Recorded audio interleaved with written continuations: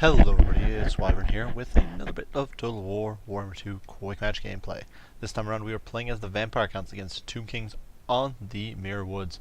So this is a matchup that prior to this past patch was probably the worst by far for the Vampire Counts. I still think it's a bit of a tough one, but previously with Arkan's Tombblade and the monstrous power of all the Tomb King constructs, Vampire Counts essentially, unless the Tomb King player basically threw the game and really messed up somewhere in a really spectacular fashion, the Vampire Counts were basically guaranteed to lose because most of their solutions to the Tomb King monsters just weren't adequate. But now, with the nerfs, I did figure, there might be some chance for the Vampire Counts, and so I decided to try out a little bit of a build here, bring a bit of a solution to just about anything I figured the Tomb Kings could field. So for my lord, I am feeling good old Heinrich Kemmler, and this was actually something I wanted to experiment with, probably the most questionable part of this build. He is coming in with the Lord of Undeath, so of course he can spawn Krell, and Krell recently got a bonus for his large, and much more mass, so he's much harder to knock around. I figured, that could be useful against the Tomb Kings. I also did bring Cloak of Mist and Shadows, Undeath Resurgent, Raised Dead, and Invocation of the Hex for that survivability, Chaos Tombblade once again for regen and the extra melee attack, and then the usual sort of Necromancer buffs. Alongside him, no other heroes, but we are bringing a Corpse Guard with an Unholy Lodestone, providing additional healing for the front line. And actually, when I said no additional heroes, I lied. There is a Necromancer here, who I already completely forgot about. But regardless, this guy does have the Rod of Corruption, Raised Dead, Invocation of the Heck, and of course the usual Necromancer shenanigans as well. The front line is a bunch of Graveguard with the Sternsmen anchoring things here in the center. These guys should out-trade Tomb Guard, which is the highest level of infantry you're going to see from the Tomb Kings. Realistically, everything else is completely sort of dumpster, so I think they're a pretty decent pick. They are backed by Spearmen here, providing a little bit of anti-large, and Cryptars, once again, providing a little bit of stopping power against high-armored units, as well as applying poison and just providing decent support to this front line of Graveguard.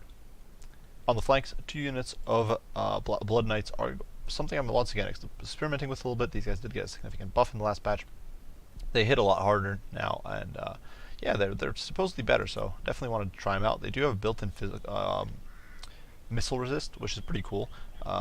Means that they usually won't die to, say, a single shot from a Ushapti Greatbow, which is a pretty nice thing to have on cavalry. Against which otherwise, Ushapti Greatbows are really, really efficient. Regardless, we are sort of pushing forward here. I immediately just push in. My opponent's build here, surprisingly, not really what I'd expect from Tomb Kings nowadays.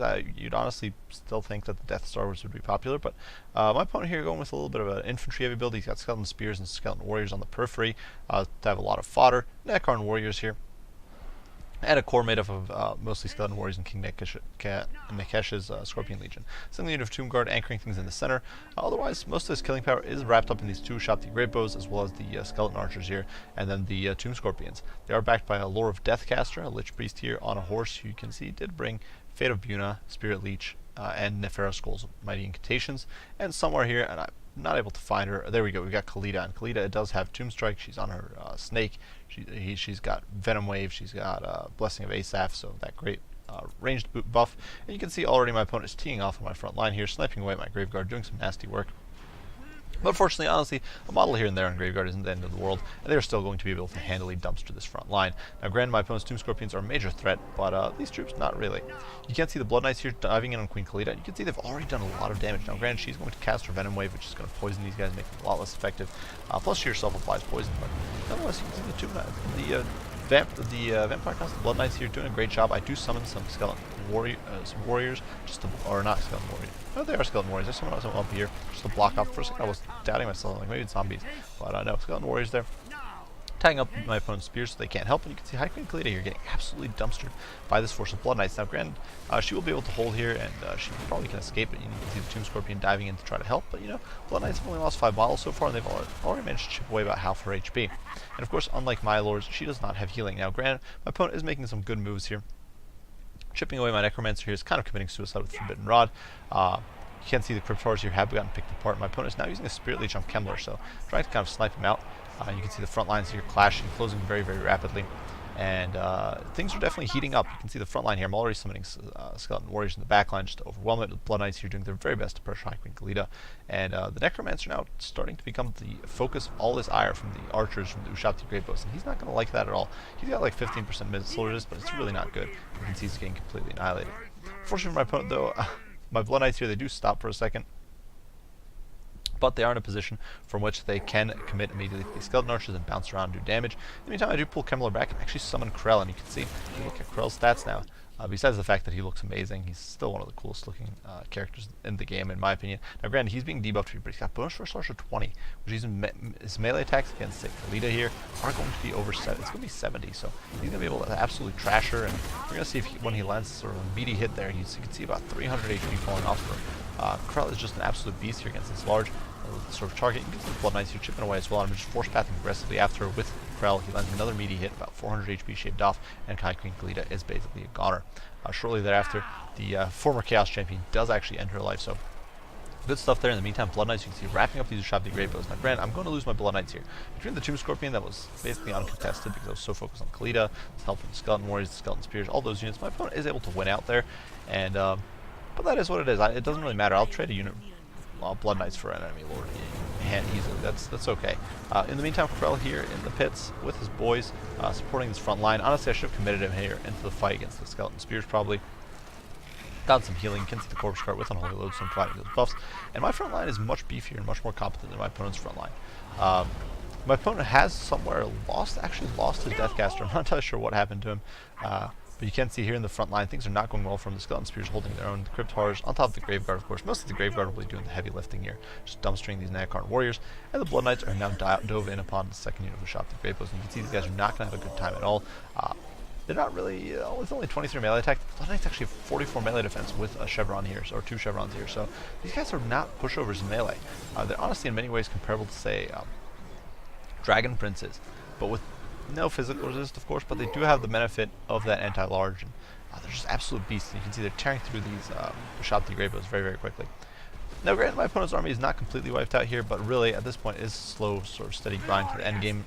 Although these two Tomb Scorpions are doing their best to shut down the Corpse Cart, the rest of his army is essentially goners. These Ushabti are getting chipped away at. Krell diving in there to put a royal smackdown on these big boys who think they can stand up. And really, at this point, my opponent's army is simply going to start crumbling due to army losses because it's really just these two Tomb Scorpions anchoring things, and the Ushabti are well on their way out into oblivion. So you can see these guys are going to get slaughtered here in the last 2 seconds, and it's going to be a GG for my opponent. So, close victory for the Vampire Counts. A great game here to Villano. Actually, we've done several matches against each other. It's always fun playing with him. I actually think this is kind of a cool build, honestly. I do think, personally, that you're better off going melee heavy against Vampire Counts with more monsters and that sort of stuff, but I do get what my opponent was trying to experiment with here with High Queen Kalita and the Ushabti and the Archers. It's something that can potentially work. As for my composition, I do think this is a decent Vig. Now, granted, I didn't get to test it out here against a Death Star, but with these sort of Graveyard, you can essentially beat your opponent's front line. The front line, once it's gone, you can start dealing with the big monsters. And you can see the Blood Knights, who did absolutely beastly work against the Ushabti Great Bows. They did a great job at sniping out Kalita, and they would have done an okay job against the Tomb Scorpions had the match dragged on to that point where I needed to snipe them out. Similarly, Krell actually did a great job as well, and I really like Krell now. I think he's a much better choice than before. With his higher mass, his greater melee attack against large targets, it gives him a certain niche that he can really fulfill very, very well. So definitely don't underestimate Krell. He's definitely no pushover. Just be very wary that Kemmler is pretty easy to snipe. That's the biggest downside, honestly. Kemmler doesn't have the best magic, which is odd given that he's a necromancer. He's a dedicated caster, and he sucks at casting. He doesn't have Arcane Conduit. He doesn't have Greater Arcane Conduit. He doesn't have any special item that would give him better Winds of Magic channeling, which kind of sucks. But Krell is good, so potentially it's a good choice. Now, granted, I had some bad micro there with Necromancer, losing him for no real gain. My opponent had good focus fire on the flip side, so good game there. But definitely had a lot of fun. I do think this is a pretty competitive build if you're trying to deal with Tomb Kings. Maybe not the most competitive, but I definitely think it's decent. If you guys enjoy the video, be sure to leave a like and subscribe below if you haven't already. If you have any comments, any criticism, any questions, or any suggestions of your own, or any builds, or anything you'd like to see, or whatever, or share or discuss, be sure to post down in the comment section. I will respond as soon as I can.